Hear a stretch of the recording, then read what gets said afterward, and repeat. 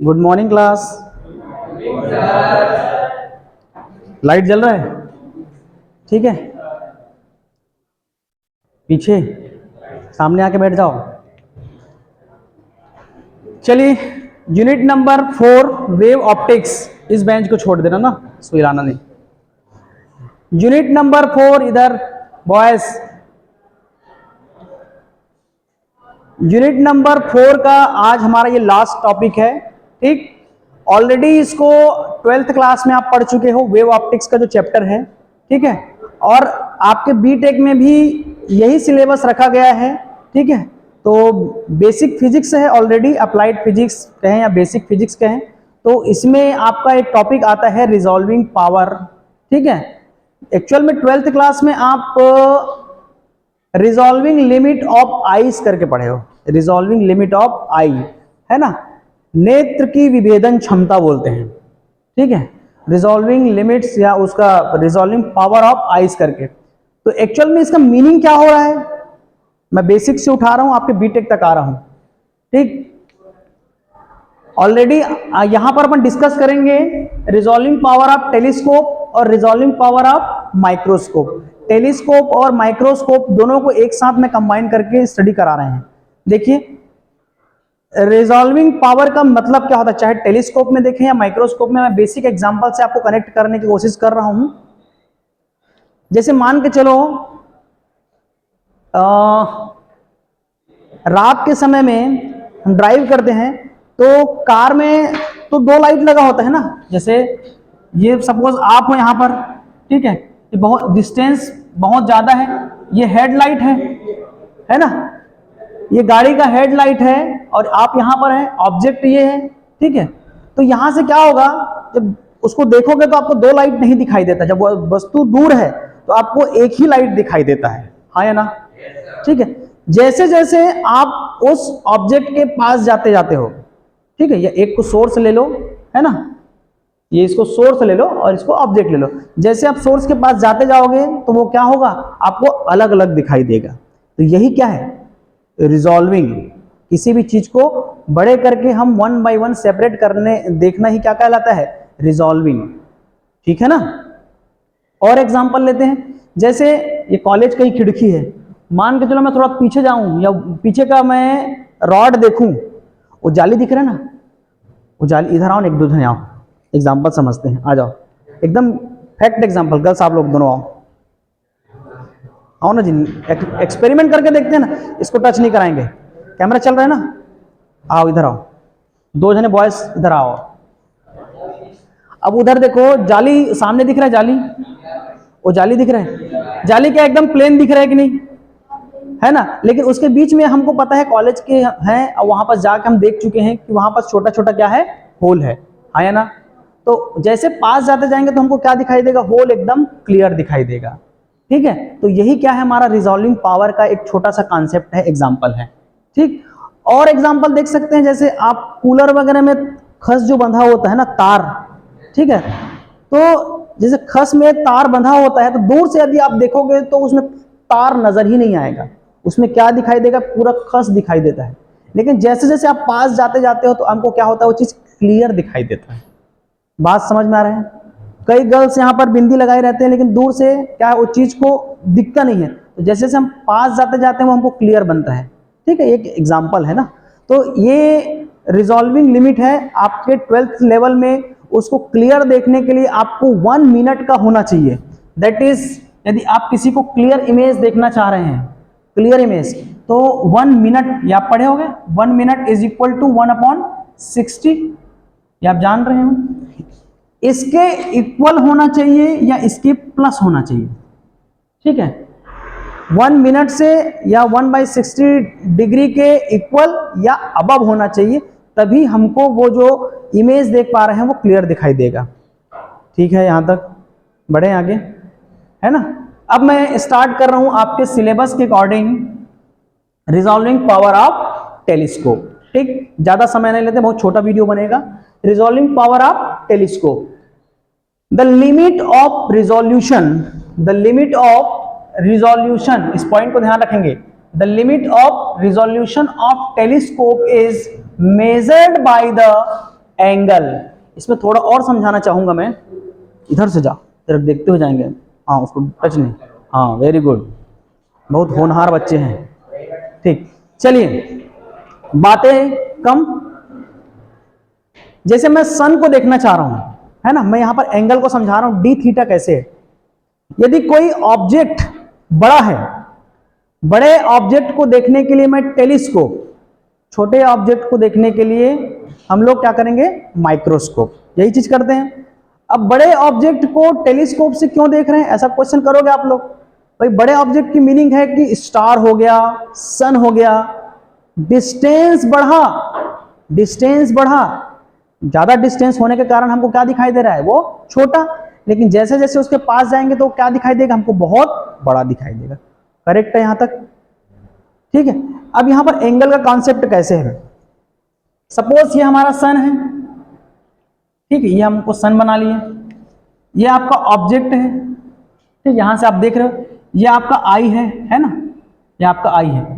तो आपको उसके अपर पोर्शन और एक लोअर पोर्शन, इसके बीच जो एंगल बनेगा वो क्या है हमारा, डी थीटा, वो क्या है हमारा, डी थीटा, बहुत स्मॉल एंगल बनेगा। भले ही ऑब्जेक्ट बड़ा है, लेकिन यदि हमसे वो बहुत दूरी में, बहुत लॉन्ग डिस्टेंस में, तो एंगल क्या होगा हमारा, लेस होगा, बहुत छोटा एंगल बनेगा। ठीक, सामने आके आप खड़ा हो गए, अब मेरा आंख आपके सिर को देखेगा और एक पैर को देखेगा, तो एंगल क्या हो गया, बड़ा, एंगल क्या हुआ, बड़ा। भाई ये पेन को मैं यहां पास देखूंगा तो मेरा आंख से एंगल कैसे बनेगा, एक टॉप को एक बॉटम को, ठीक है, तो दोनों के बीच का एंगल क्या हो जाएगा, बड़ा।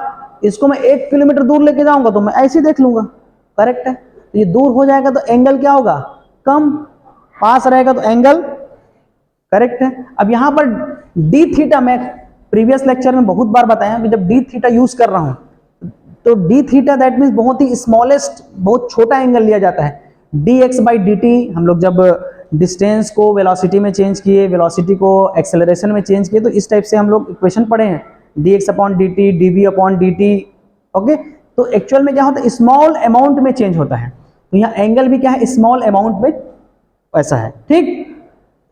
तो ये वाला कॉन्सेप्ट क्लियर हुआ, डी थीटा क्यों, एक डी थीटा आ गया था इसलिए मेरे को बताना पड़ा।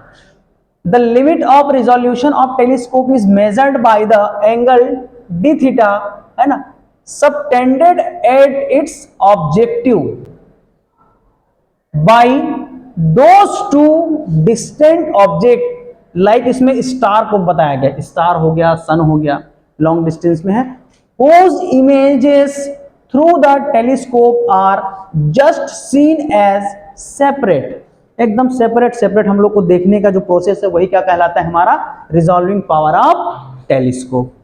ठीक, किसी भी चीज को सेपरेट करके देखना ही हमारा क्या कहलाता है, रिजॉल्विंग पावर ऑफ टेलीस्कोप। इसका एक और डेफिनेशन देखते हैं, reciprocal of the limit of resolution of telescope is called its resolving power.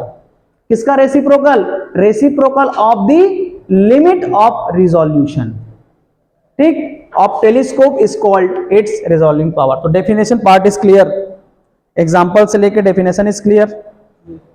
आगे बढ़ूं, देखिए बहुत छोटा पार्ट है ये, अकॉर्डिंग टू एरे, है ना, इसके अनुसार हमारा एक इक्वेशन आता है, उसको लिए हैं यहां पास, the limit of resolution of telescope is D theta is equal to, इसमें फाइंड आउट किया गया एग्जैक्ट 1.22 लैम्डा अपॉन डी। ये क्या है, डी थीटा की वैल्यू है, इसका जैसे मान के चलो इसकी वैल्यू कितना निकाला गया, 1.22 लैम्डा अपॉन डी। ठीक, तो यहां पर यदि हम रिजॉल्विंग पावर, इसके पीछे एक और चीज कॉन्सेप्ट है, एक होता है हमारा, यहां पर बता रहा हूं, एक होता है रिजॉल्विंग पावर और एक होता है रिजॉल्विंग लिमिट। ठीक है, resolving power is equal to 1 upon resolving limit. ठीक है, हिंदी मीडियम वाले कोई नहीं है, हम फिर भी जानते हैं, हम लोग 12th में पढ़ के आए हैं, विभेदन क्षमता बराबर 1 विभेदन सीमा। ठीक, resolving power is equal to 1 upon resolving limit. ये आप इसका जो रेसिप्रोकल वाला डेफिनेशन लिखा है ना, उसका वही मतलब हो रहा है। जो हमारा रिजॉल्विंग पावर होगा वो रिजॉल्विंग लिमिट के क्या हो जाता है, इनवर्सली प्रोपोर्शनल होता है। कैसे? इसकी वैल्यू को यदि लॉन्ग करेंगे तो एंगल हमको कैसा मिलेगा, छोटा। करेक्ट? तो यहां पर आ जाइए वापस, तो डी थीटा की वैल्यू क्या मिल गया हमको, 1.22 lambda upon D according to this. तो अब रिजॉल्विंग पावर का क्या हो जाएगा हमारा, resolving power is equal to, ये हमारा रिजॉल्विंग पावर है, resolving power is equal to 1 upon resolving limit, तो 1 upon is equal to 1 upon D theta, तो D is D upon 1.22 lambda. यहां ये क्लियर हुआ कि नहीं? उसके अकॉर्डिंग वेयर जो डी हमारा क्या है, diameter of the object of the telescope, है ना। जो टेलीस्कोप यूज कर रहे हैं वो हमारा लेंसेस के कॉम्बिनेशन से बनता है, जो ऑलरेडी प्रीवियस लेक्चर में convex lens, concave lens, mirror, plano convex lens, बहुत सारे different double convex lens, double plano lens, है ना, प्लेनो कॉन्वेक्स लेंस, प्लेन, दुनिया भर का पढ़ चुके हो। ठीक है, तो ये लेंसेज का जो कॉम्बिनेशन होता है उसी से क्या बनता है हमारा टेलीस्कोप। ठीक, तो यहां पर आप देख सकते हो ये डायमीटर किसका है, टेलीस्कोप का, जो ऑब्जेक्ट ऐसे देख रहे हैं ना उसका क्या है हमारा डायमीटर। और लैम्डा इज दी वेवलेंथ, ये क्या है हमारा wavelength of the light coming from distant object, जहां से लाइट आ रहा है, जैसे मैं कार का एग्जांपल बता रहा था ना, तो वहां से जो लाइट आ रहा है उसका क्या है वेवलेंथ है। करेक्ट है? तो यहां पर और देख सकते हो, ये यहाँ पर सन है, यहां से आप देख रहे हो, इसके बीच में क्या बन रहा है, डी थीटा। करेक्ट? तो ये हमारा थोड़ा से डेफिनेशन पार्ट, डेरिवेशन पार्ट और डायग्राम पार्ट कंप्लीट होता है किसका, resolving power of telescope. Telescope के लिए क्या अच्छा हो सकता है, उसके फीचर्स क्या अच्छे हो सकते हैं, उसको थोड़ा देखते हैं। ठीक, तो यहां पर मैं लिखा हूं features of good telescope. Features of good telescope, एक अच्छे टेलीस्कोप के लिए क्या क्या गुण होना चाहिए। फर्स्ट क्या होना चाहिए हमारा, high magnifying power. High magnifying power रहेगा, जैसे आप लोग चश्मा वगैरह लगाते हो, भैया चश्मा ऐसे लोकल का लगा दोगे तो फिर से आपको धुंधला दिखाई देगा। जितना आपको क्लियर इमेज चलना चाहिए, है ना, रिजोल्यूशन आना चाहिए, उतना आप नहीं देख पाएंगे, तो क्या मतलब ऐसा चीज करने के लिए। तो इसके लिए एक्यूरेसी के लिए, गुड के लिए, अच्छा के लिए क्या करना पड़ेगा आपको, हाई मैग्नीफाइंग पावर का यूज करना पड़ेगा। Second point, high resolving power.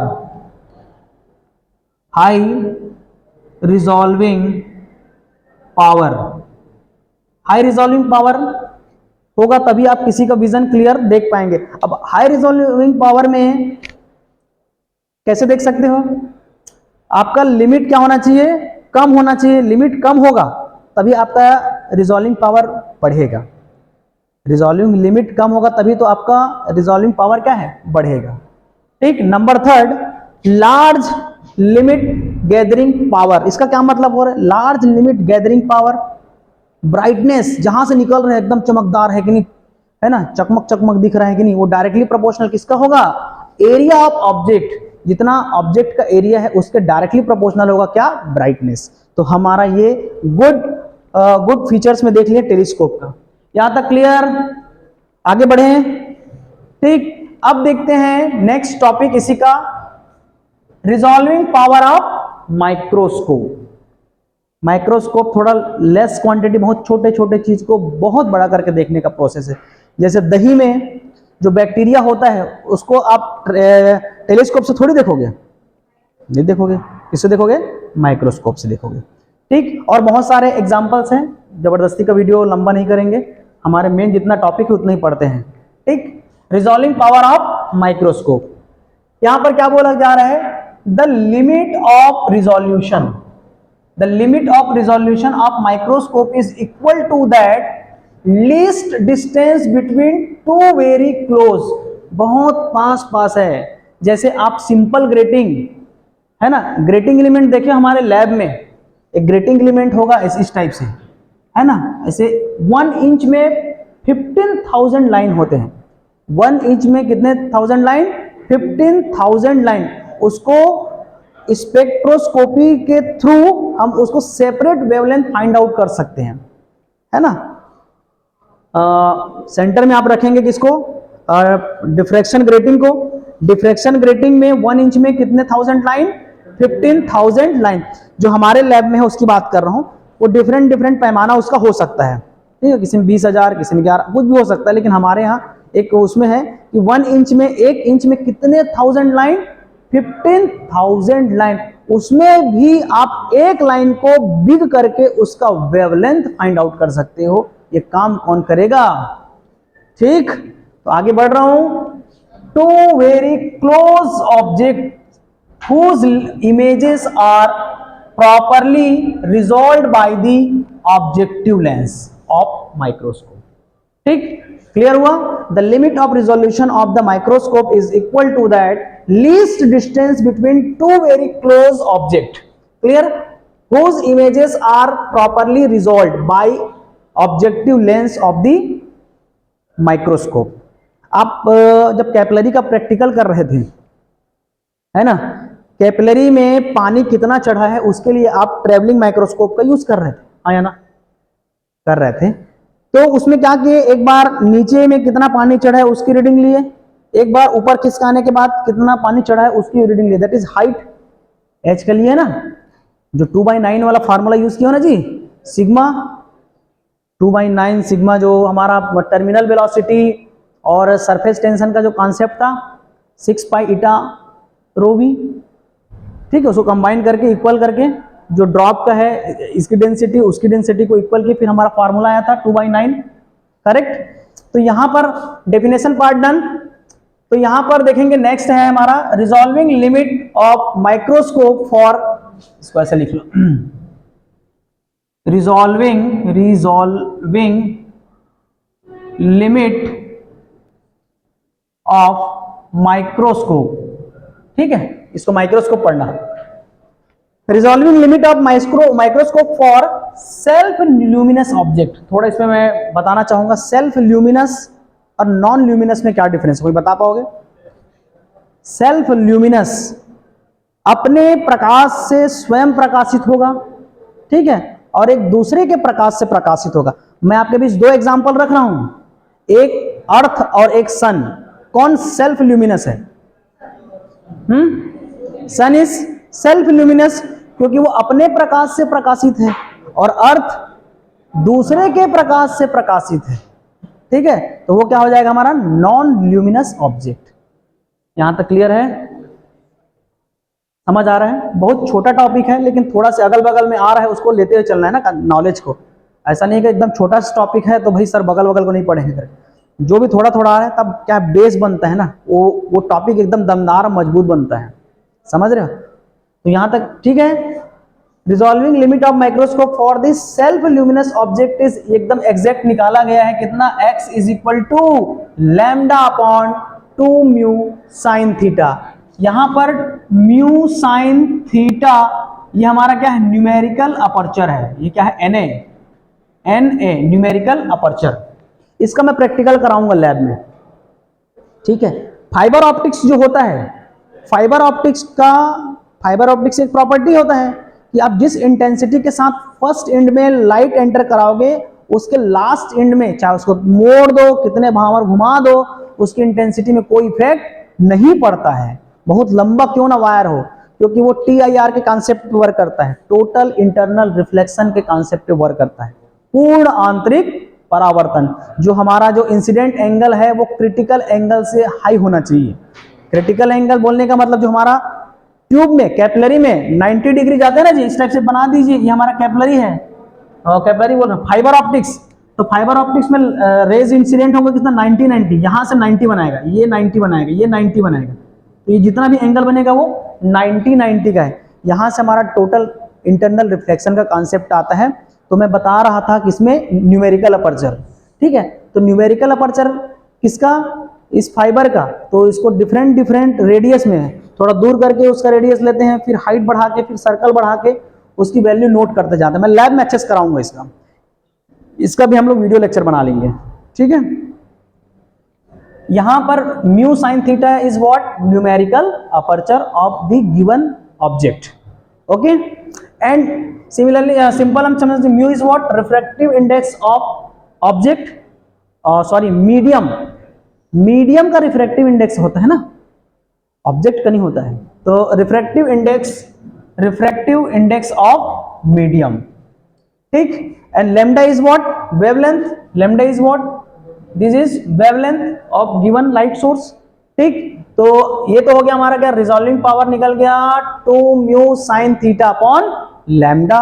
And non luminous के लिए, नॉन ल्यूमिनस के लिए अब आप फिर सही कॉन्सेप्ट लगाएंगे, resolving limit power is equal to 1 upon resolving limit. तो इसकी वैल्यू क्या हो जाएगी, change, lambda upon 2 mu sine theta, correct.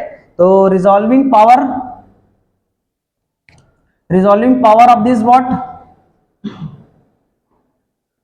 Resolving power किसका, माइक्रोस्कोप का, वो कितना हो जाएगा हमारा 2 mu sine theta upon lambda, ठीक। And mu is what, refractive index of medium, refractive index of medium, refractive index of medium, ठीक। यहां पर आप देख सकते हैं ये जो मीडियम लिया है इसका रिफ्रैक्टिव इंडेक्स क्या है, म्यू है। इसके बीच जो एंगल बन रहा है वो क्या हमारा थीटा है, ठीक है। ये ऑब्जेक्ट है जो माइक्रोस्कोप का, ठीक। तो इसी के साथ मैं बहुत छोटे टॉपिक को यहां पर क्लोज करता हूं। किसी को कोई डाउट यहां पर, क्लोज करें, किसी को कुछ डाउट, चलिए थैंक यू क्लास। चलो और कुछ बोलना है, कौन कौन अपना मुंह दिखाएगा, मुंह दिखाने का रस्म, ये लेट से आया लड़का, ठीक है, बहुत अच्छा लड़का है, ठीक है। अब 1-2 वीडियो बस बनेगा, उसके बाद अब नहीं बनेगा जी, ठीक है। इसका क्या नाम है, ग्रीष्मा, इसका सामने लिखा है निधि, पीछे भावेश, बोलते जा, दोनों गौरव, पीछे प्रीति, चल, आदित्य, आयुष, हाँ क्या नाम है, तेजस मिश्रा, हाँ, फैजान, यस, देवेंद्र, ऋषभ देव, विनीत साहू, है वैभव लक्ष्मी, हाँ, मोहित, अभिजीत, अर्थ, हाँ ठीक वही है ना, क्या नाम है, हिमांशु, प्रिंस, कौशल, चित्रसेन, हाँ ठीक, सत्यम सिंह। चलो अब मेरे को जानते हो, चले थैंक यू क्लास, एक साथ।